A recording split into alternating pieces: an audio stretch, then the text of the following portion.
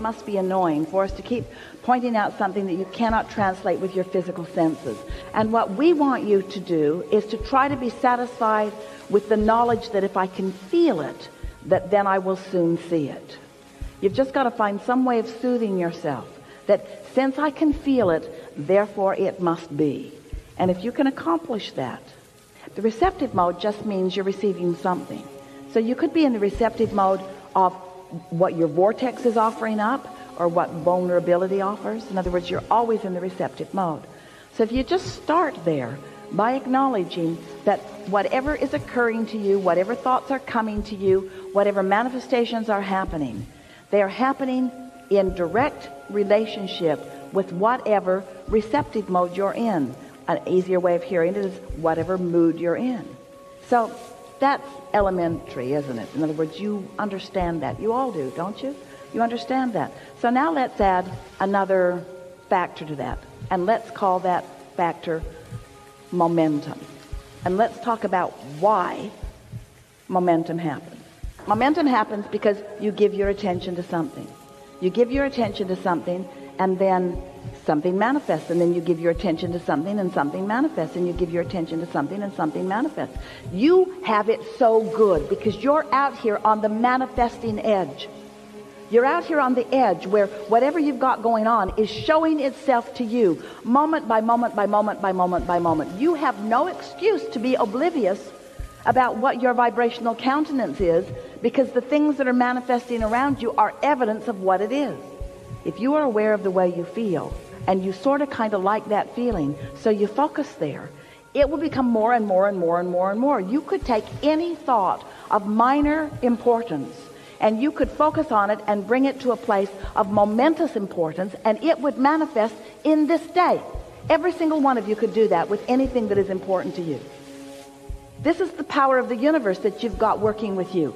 This is the power of the focus of source energy that you've got working with you. You have tools at your fingertips. You have the energy that creates worlds flowing through you, you see. You can be or do or have anything, but you've got to break it down in some way that you know that you are doing it. So we would suggest that you pick something, that is of some importance to you, and you decide that you're going to focus on it until you can show yourself in one day. You can show yourself how the momentum gathers around that subject in one day. From the point of just being able to talk about it, to the point of feeling fairly good feeling emotion about it, to the point of really feeling excitement about it, to the point of it manifesting in one day. You can do that. You can do that. And you do it all the time. That's what's so funny about this conversation. You do those things all the time. You just don't know that you're doing them. And so you don't give yourself the credit of focus that you deserve to give yourself the credit of focus. Spend more time in the vortex. What do you think's in there anyway? It's really funny. Here's this vortex, all ripe and ready and really eager. Well, we are the eager ones. To show it to you. And you're over there saying, I don't see it. I don't see it. I don't see it. And we say, that's why. That's why. You got to look where it is and feel like it feels. So pick any subject. Look where you think it might be. If you feel that something is lost where you stand, and you believe us at all that there is a vibrational version of you, then look in the direction of this vibrational view and describe it to us. If you feel lost, what does found feel like? If you feel confused, what does clarity feel like? If you feel poor, what does richer feel like? In other words, you got to look where you think you are. So look there and describe that for just a moment and stop the other. I've been doing this. How do I get the money out of the vortex and into the bank? When does it come to me? But you see, you can't talk about why the drought is unpleasant and attract the rain. You can't talk about what's missing and allow what's missing to be fulfilled. You've got to find a way to look at until you allow yourself. You see, you don't have to build the momentum in the vortex. The momentum is already built. You ask, and the momentum is already gathered, and it's huge and ready for you to receive it. Is it too big for you to receive it? No, not at all. Could you get ready to receive it? Yes. Are you ready right now? No. Could you get ready? Yes. Are you ready now? No. Could you get ready? Are you ready? No. Do you want to get ready? Yes.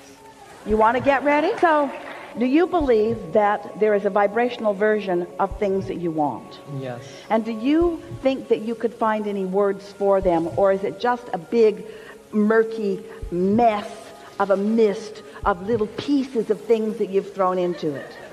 Or do you think there's anything in that you could define and see? It isn't easy to go there because you don't have the momentum, but we promise you the momentum will come fast.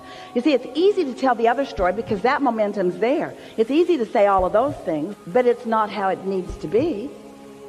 What's in your vortex that you would like to define? We just want you to find some simple thing that's over there, like a state of clarity or any old thing. What's there that you want? What's there that's missing? What's found that you feel lost from? What's over there that isn't over here? What's over there that you want? What's over there? What's out there? What's up there? What is it that you want? What do you want that you don't have? Pick something that you feel close to. So when you say, I want cars, or I want everything, and you say, how? Just change that one question to why. Because the why will hold you in the momentum of your desire longer. The how, almost every time, will take you out of it. Whenever you ask yourself for an answer that you don't have, you lose your connection. But when you ask a question that leads you further in the momentum of your desire, it allows the momentum of the desire to go further. Did you hear that? And so? So I got that dovetails with that a little bit, as in a question about interpretation. Because I'm always focused on pre-manifestation awareness, as in what I'm thinking, what I'm feeling, so what's going to come back if I go through this route. But I'm also always interested in post-manifestation awareness. So, but it's nice when they jive, isn't it? Yeah. When you see something coming. Yeah. But sometimes something happens and you can interpret it as in a million ways. Like, I don't know, like I'm seeing a cat walking on the street and I think, oh shit, I must be alive because he's looking at me and winking at me or whatever.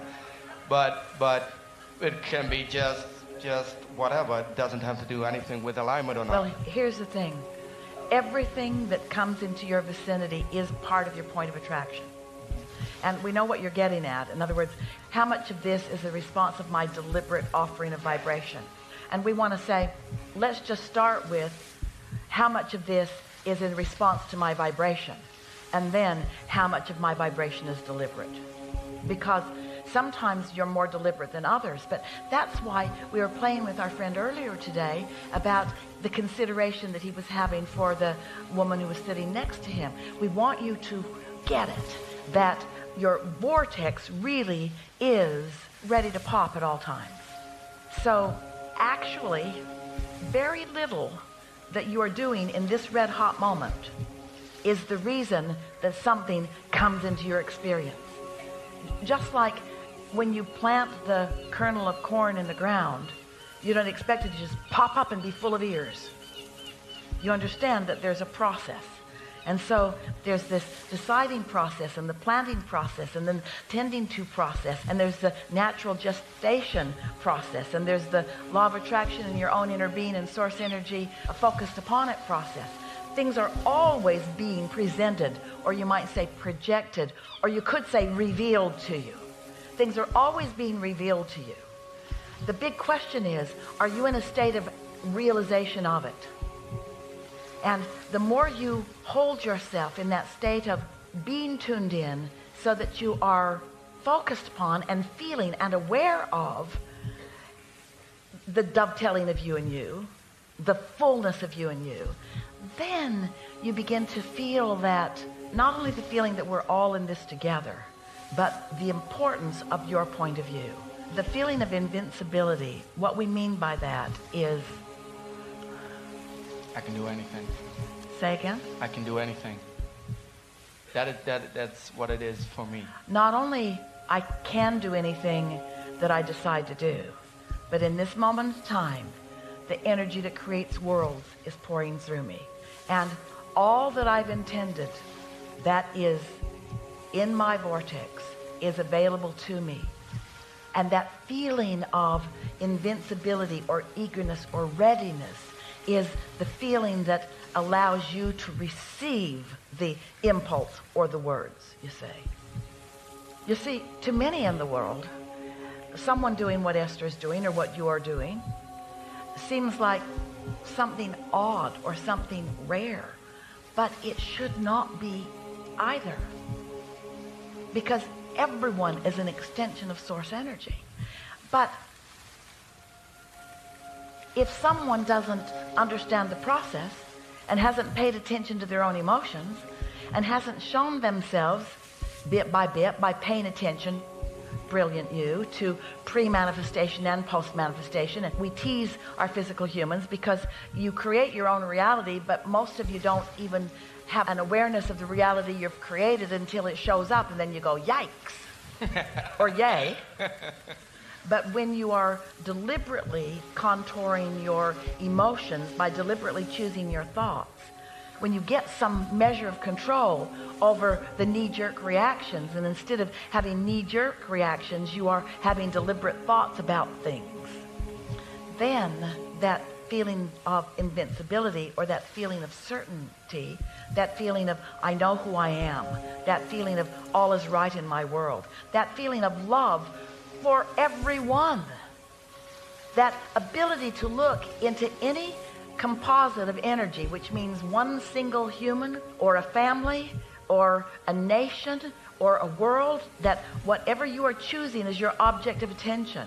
When you are in true concert with who you really are, what you find when you look is something that you love. But you got to train yourself into those satisfying feelings.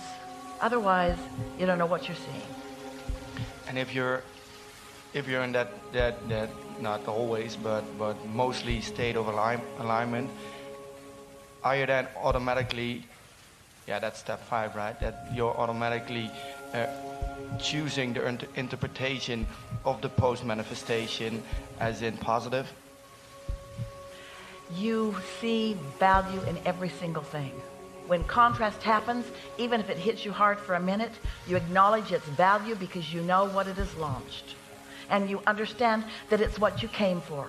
And so you don't spend any time going past a little dissatisfaction. You pull yourself back into satisfaction right away because you understand that contrast must be allowed and even embraced and even adored in order to be the deliberate creator that you've been born to be. Otherwise, it would get so boring so fast. If you didn't have other people yanking your chain, pushing your buttons, making your life miserable, if you didn't have others giving you reasons to focus, you would focus less. Yeah.